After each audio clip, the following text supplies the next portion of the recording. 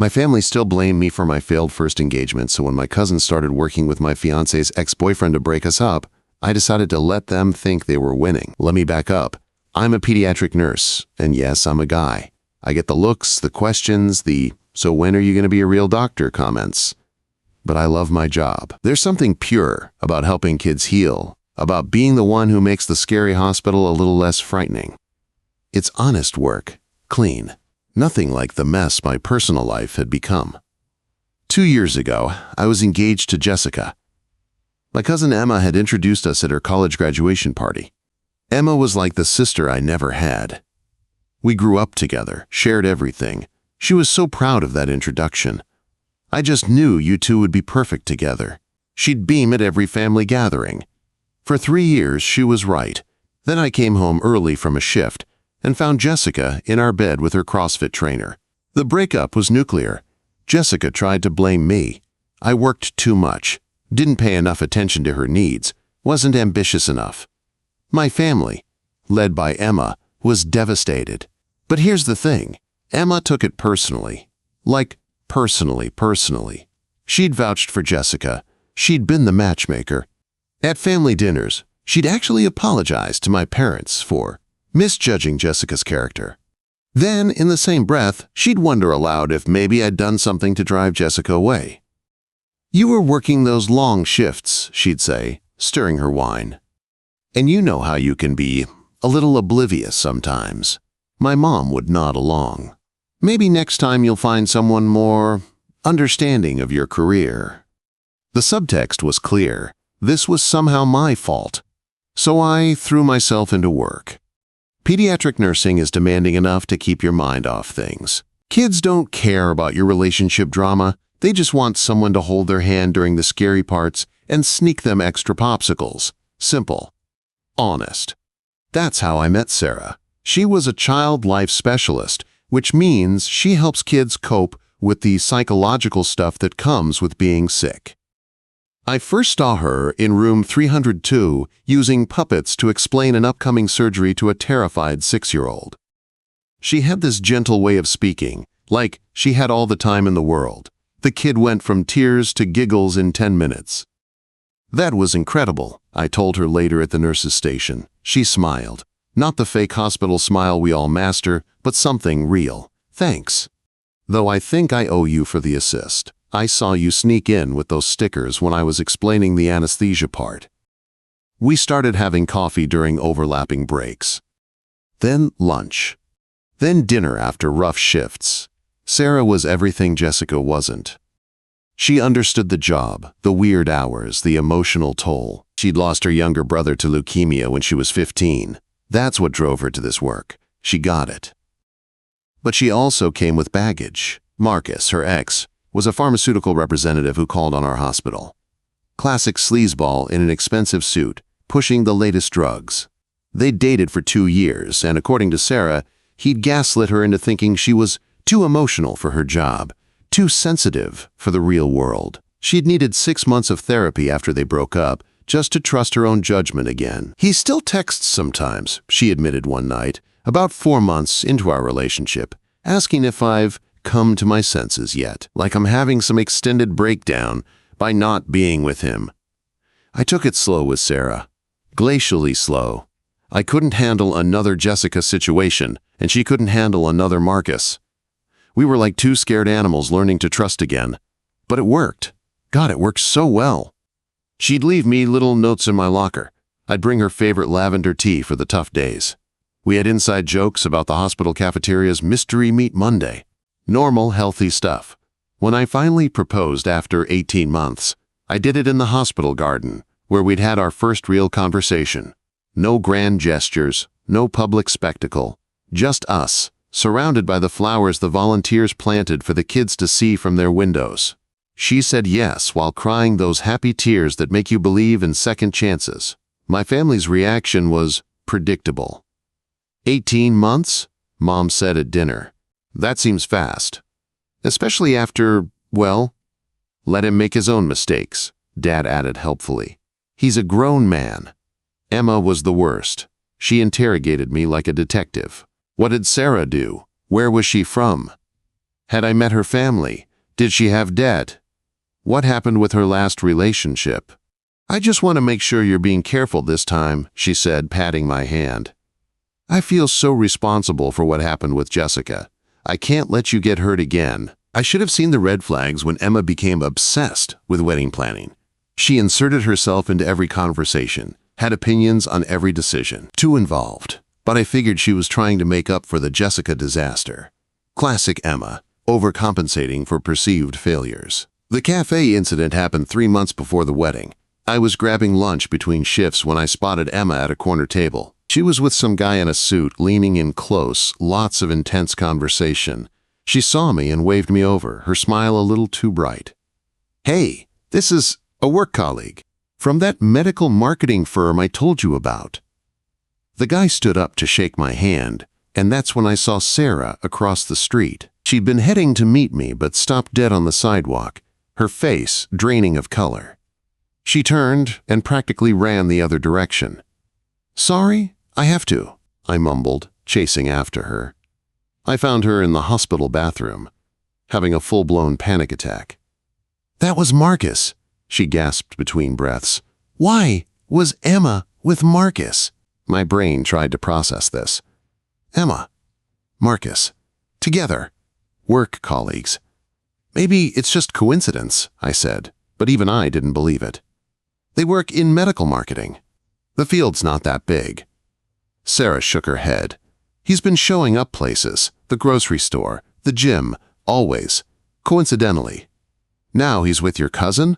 I held her until she stopped shaking, but my mind was racing. When I got home, I did what I always do. I documented. I started a note on my phone. Date, time, location, what I saw. Just like charting at work. Facts only. The patterns emerged quickly. Emma started asking weird questions about the wedding. Are you sure about the date? Mercury will be in retrograde. Have you considered a longer engagement? To be really sure? Sarah seemed stressed. Is she having second thoughts? Then at our engagement party, the one Emma insisted on hosting, she pulled something that made my blood run cold. Sarah's parents were there. Lovely people who'd embraced me completely. Emma was chatting with them by the dessert table when I heard her say, "Oh, Sarah's ex Marcus? I actually know him from work. Such a successful guy." I was shocked when they broke up. He seemed so devoted to her still. Sarah's mom looked uncomfortable. We never liked him. He was controlling. Really? Emma's voice was all innocent surprise. He speaks so highly of her, always saying she was the one who got away. Some men just don't know how to show love properly, I guess. I watched Sarah's parents exchange worried looks. The seed was planted. The next Thursday, I was restless at home. Sarah was at her book club, and I was scrolling through Netflix when I noticed Emma's profile was active. The location tag showed she was watching from downtown. Weird, since she lived in the suburbs. I clicked on her viewing history. We'd shared passwords since high school, and saw she'd been downtown every Thursday for the past 2 months. Curious, I pulled up her Instagram. Nothing posted, but her stories from previous Thursdays showed glimpses. A wine glass here, a fancy appetizer there, always at the same upscale bar, Mercury Lounge. I knew that place. It was 2 blocks from Marcus's office. The documentation intensified. I screenshotted everything. Emma's Netflix locations, her Instagram stories, the timing of her weird questions. Then the wedding vendor called. "Mr. Williams, I'm calling to confirm your cancellation request for the flower order." "I'm sorry, what?" "We received an email from your account yesterday asking to cancel the centerpiece order. Said you were postponing the wedding?" I hadn't sent any email, but someone had access to my wedding planning folder. I'd shared it with family to keep everyone informed, including Emma. Sarah started pulling away after that. The calls kept coming. The DJ confirming our postponement, the caterer asking about our new timeline. Each time I had to explain it was a mistake, but Sarah's anxiety was creeping back. She'd stare at her phone when it buzzed, jump at unexpected noises, started asking if maybe we were rushing things. "We could push it back," she said one night, not meeting my eyes. "If you're having doubts." "Are you having doubts?" I asked. "No, if you are, I'd understand. That's when I decided to play the game. The next time Emma called for our weekly check-in, another new development, I let out a long sigh. Actually, Em, I'm glad you called. I've been thinking, maybe everyone's right. Maybe I am rushing things. The silence on her end was deafening, then barely contained excitement. Oh, what makes you say that? Just stuff. Sarah's been distant, and with all these vendor mix-ups, maybe it's a sign? You know, I'm free tomorrow if you want to talk through it. Coffee, just us. We met at her favorite spot. I played the confused, doubting groom perfectly. Years of watching kids try to hide their feelings had taught me how to read people, but it also taught me how to project what they expected to see. I just don't want to make another mistake, I said, staring into my coffee. Of course not. Emma reached across the table to grab my hand. And honestly, I've been worried. Sarah seems lovely, but she's so fragile. All that therapy stuff about her ex? Maybe she's not ready for marriage. You think? I know you love her, but love isn't always enough. Sometimes the kindest thing is to let someone go. I nodded sadly. Maybe you're right. I've been thinking about postponing. Just to be sure. Emma's eyes lit up. That's so mature of you. Take all the time you need. There's no rush. Within 24 hours, Marcus showed up at the hospital. I was at the nurse's station when security called. Hey, there's some guy here with a huge flower arrangement. Says he needs to deliver it personally to Sarah Chen in pediatrics. Jake, my security buddy, was working the desk. We'd bonded over being the only males under 40 in our departments. I'd helped him study for his nursing school entrance exams. Jake, can you do me a favor? Let him up, but keep the cameras on him, and maybe stick close? Everything okay? Yeah, just trust me? 15 minutes later, Marcus strutted into our unit like he owned the place. Armani suit, $100 haircut, carrying roses that probably cost more than my daily wage. Several nurses looked up, and I saw the immediate swoons. He was that kind of handsome, the kind that knows it. I'm looking for Sarah Chen, he announced. I stepped forward. She's with a patient. Can I help you? His eyes dismissed me immediately. Just another nurse. I'll wait. He set up camp in our waiting area, making sure the flowers were prominently displayed. Other staff started whispering, who was this guy? Was he Sarah's boyfriend? But wasn't she engaged to? Sarah emerged from a patient room and froze. I watched her face cycle through emotions. Shock, fear, then that awful self-doubt Marcus had trained into her. Marcus, what are you doing here? Baby, I heard you're having doubts about the wedding. His voice carried perfectly across the unit. I'm here to remind you what real love looks like. The nursing station went dead silent. Everyone was watching. I'm not having doubts, Sarah said, but her voice wavered. Your cousin told me everything. He gestured to me. Howie's pulling away, postponing things. You deserve better than someone who isn't sure about you. And there it was. The confirmation I needed. Actually, I said, stepping between them, I think there's been a misunderstanding. Emma must have misheard me. Marcus's smooth facade cracked slightly. She said you were postponing. Nope. Wedding's still on. 3 months from Saturday. You're not invited, obviously. Jake appeared at my shoulder. All 6 feet 4 inches of former Marine security guard. Sir, I'm going to need to escort you out. This is a restricted area. Marcus tried to protest, but Jake was already moving him toward the exit. As they passed, I heard Jake mutter, Next time you show up here harassing staff, we're calling the police. Sarah stood frozen in the hallway, roses scattered on the floor. I picked them up and dumped them in the medical waste bin. Those are contaminated, I said. Can't have them near the immunocompromised kids. A few nurses actually applauded. That evening, I confronted Emma. I had her meet me at a Starbucks, somewhere public but not too crowded. I set my phone to record audio and slipped it in my shirt pocket. How dare you tell Marcus I was postponing the wedding? She tried to deny it at first, then shifted tactics when she realized I knew everything. I'm trying to protect you, she hissed. You're making the same mistake again. Sarah's damaged goods. Marcus told me all about her issues.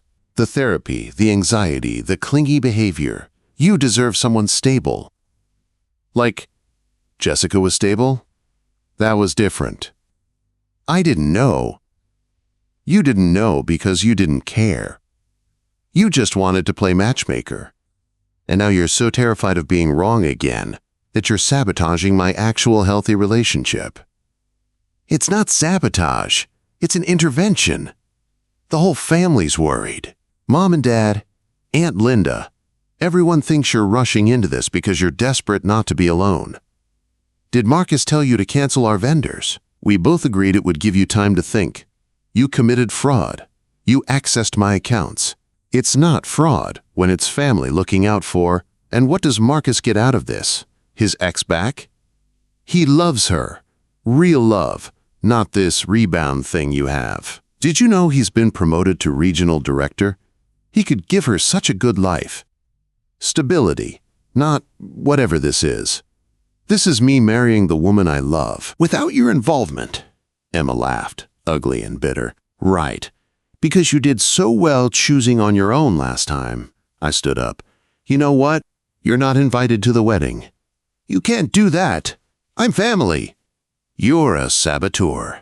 And after everyone hears what you've been doing, you'll be lucky if anyone in the family talks to you again. Her face went pale. You wouldn't. Watch me. The rehearsal dinner was perfect. Sarah's parents' backyard, twinkling lights, about 40 of our closest friends and family. Emma had tried to rally the family against my overreaction, but I'd asked everyone to come anyway. Just trust me, I'd said. During the toasts, I stood up last. Before I talk about tomorrow and marrying the love of my life, I need to address something. Family means everything to me. It's why Jessica's betrayal hurt so much. It's why the aftermath was even worse. Some of you questioned whether I was partly to blame, whether I'd driven her away. That doubt haunted me for 2 years. I saw my parents shift uncomfortably. Emma, who'd shown up despite being uninvited, stood near the back. But Sarah healed those wounds. She showed me what real love looks like. Patient, kind, understanding. She's made me whole again. Which is why what I'm about to share hurts so much. I pulled out my phone. Someone in this room tried to destroy that. They conspired with Sarah's abusive ex-boyfriend to sabotage our wedding. Canceled vendors. Planted doubts. Tried to manipulate us into breaking up. I have the receipts. The recordings. Everything. I hit play on Emma's confession. Her voice filled the backyard. We both agreed it would give you time to think. He loves her. Real love, not this rebound thing you have. Gasps rippled through the crowd. Emma's face went from pale to crimson. But here's the thing, I continued. Sarah and I are stronger than any sabotage. We're getting married tomorrow, surrounded by people who actually support us. Emma, you're officially uninvited. And Marcus? He's been banned from the hospital and has a restraining order coming his way. Sarah stood up beside me, steady and strong. We wanted you all to know the truth. Not for drama, but for clarity. Tomorrow is about love conquering manipulation, about choosing trust over doubt, about real family versus toxic bonds. Emma tried to speak, but my mother beat her to it. Emma Marie Henderson, how could you? Mom's voice was ice. After what this family went through with Jessica. I was trying to help. You were trying to control, Dad cut in. Just like always, taking credit when things go right, manipulating when they don't go your way. The family closed ranks, not around Emma, around us. Uncle Pete escorted Emma to her car. Aunt Linda hugged Sarah. My parents apologized profusely. The wedding was beautiful. Small, intimate, perfect. Sarah walked down the aisle with joy instead of anxiety. Her vows included a line about finding someone who fights for us, not against us. Mine promised to never let anyone's doubts become our reality. Jake and the security team made sure Marcus couldn't get within a mile of the venue. The restraining order was granted the week before. Turns out judges don't look kindly on pharmaceutical reps stalking hospital employees. Emma tried everything, apology texts, guilt trip emails, showing up at my apartment, flying monkeys in the form of distant relatives. 3 months later, she sent a final message. I was just trying to protect you. Someday you'll see I was right. When she leaves you like Jessica did, remember I tried to warn you.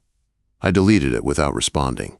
Sarah and I were busy planning our honeymoon, 2 weeks in Japan, somewhere neither of us had ever been.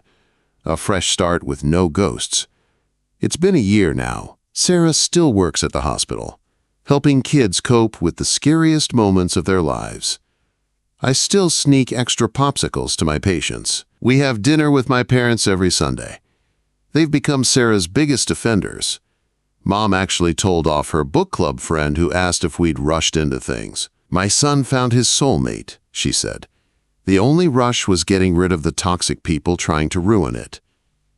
Emma's still around the edges of the family. She comes to big gatherings, stays quiet, leaves early. The family reputation she cared so much about?